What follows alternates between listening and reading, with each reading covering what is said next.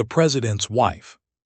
They called him the man of the people, the president of a great country loved by millions, respected by all, a symbol of power and perfection, a man whose words could move a nation, and whose smile could calm a storm. He was white handsome, and in his 40s, a man of vision and strength, married to a young, beautiful, brown-skinned woman who had come from another land, an immigrant. Her name was Amira.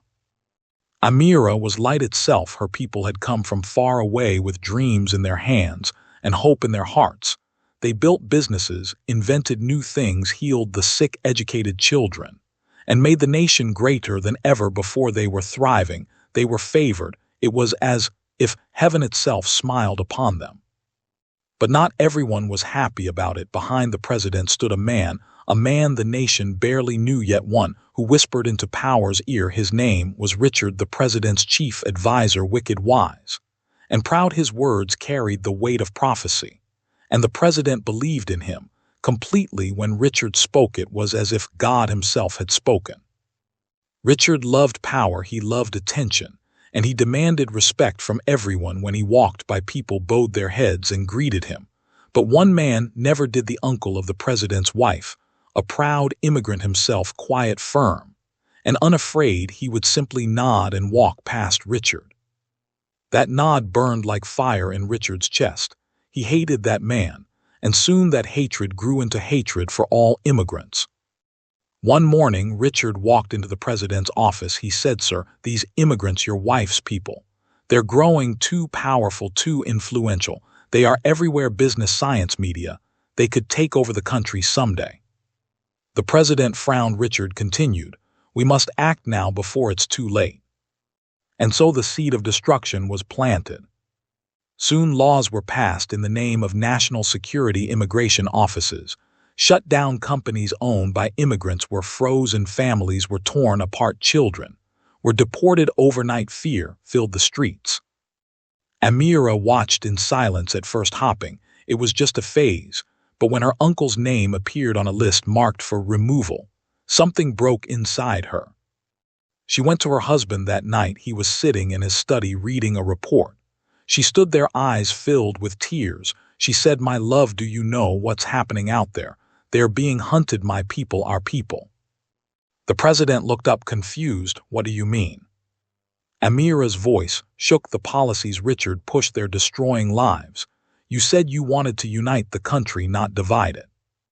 He sighed. "Amira, you don't understand. These are measures to keep the peace," Richard says.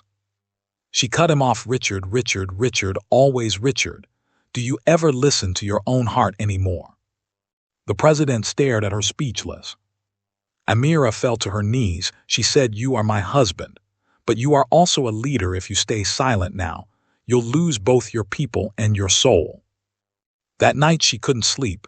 Neither could he. Her words echoed in his mind over and over again. By dawn, something shifted. The president called an emergency meeting. He demanded every file, every report. He went through them one by one, and what he saw shattered him. Innocent families punished, innocent dreams destroyed. He realized the evil wasn't in the immigrants. The evil was in the advice he had trusted. Richard came to his office later that day. "Sir, I have the final plan ready for signature. Once you approve this, the immigrant situation will be permanently solved." The president looked at him long and hard. Then he said, "You're right, it will be solved today." He signed the document, handed it over, and said, "Deliver this to the press yourself." Richard smiled, bowed, and left the office, chest full of pride. Hours later, breaking news flashed across every screen. The president had issued an order declaring all discriminatory laws against immigrants null and void. The government would instead launch a nationwide program celebrating cultural unity. Richard's signature was on the release as the man who endorsed it. The crowd outside the State House erupted in joy. Richard stormed into the president's office, furious. "You used me." The president stood calmly. "No, I listened to the right voice, this time the voice of truth." Richard was dismissed that very hour. Days later, Amira stood on the balcony beside her husband, watching a sea of people, white, black, brown, chanting one name: the president, the president, the president. Tears filled her eyes. She whispered, "Thank you." He looked at her and said, "No, thank you for saving not just me, but this entire nation."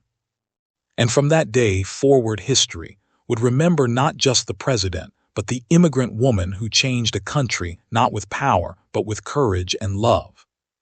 The president's wife, a story of voice, faith, and the power of doing what's right even when it costs everything.